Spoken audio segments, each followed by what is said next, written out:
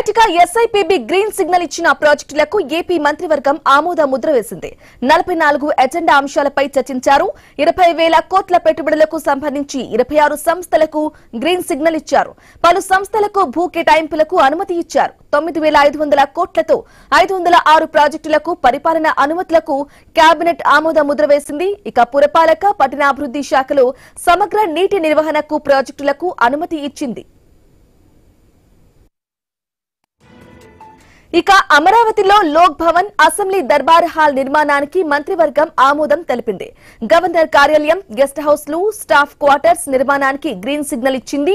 Seed access road 16వ హైవేకి అనుసంధాన పనులకు మంత్రివర్గం ఆమోద ముద్ర వేసింది.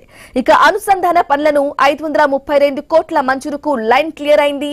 ఇక కుప్పంలో పాలేరు నదిపై చెక్ డ్యాంల నిర్వహణ అనుమతులకు కేబినెట్ ఆమోదం తెలిపింది. గిరిజన సంక్షేమ శాఖలో 417 భాషా పండితుల పోస్టులను స్కూల్ అసిస్టెంట్ గా పదోన్నతికి కేబినెట్ గ్రీన్ సిగ్నల్ ఇచ్చింది. ఫైల్ క్లియరెన్స్ లో వేగం పెంచాలని మంత్రులను సీఎం చంద్రబాబు ఆదేశించారు. 4-5 రోజులకు మించి సమయం తీసుకోవద్దని ముఖ్యమంత్రి కోరారు. అటు గోదావరి పుష్కరాల నేపథ్యంలో టెంపుల్ టూరిజం ను అభివృద్ధి చేయాలని డిప్యూటీ సీఎం పవన్ కళ్యాణ్ సూచించారు. ఒకప్పుడు దేశంలో అదేవిధంగా ఉమ్మడి ఆంధ్రప్రదేశ్లో ఐటీ విప్లవం తీసుకొచ్చిన నారా చంద్రబాబు నాయుడు గారు ఇప్పుడు క్వాంటం విప్లవం తీసుకురావడానికి క్వాంటం పాలసీని ఒకటి ఆమోదించిన విషయం మీ అందరికీ తెలిసిందే.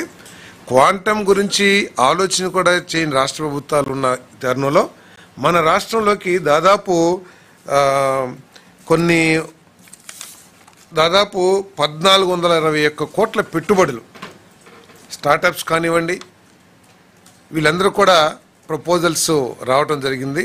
ఇక్కడ ఈ రాష్ట్రంలో ఈ 1421 కోట్లు పెట్టి 3,057 మందికి ఈ క్వాంటమ్ టెక్నాలజీలో లేదా క్వాంటమ్ అప్లికేషన్స్లో మరి వివిధ స్టార్టప్ కంపెనీస్ని తీసుకురావడం జరుగుతూ ఉంది.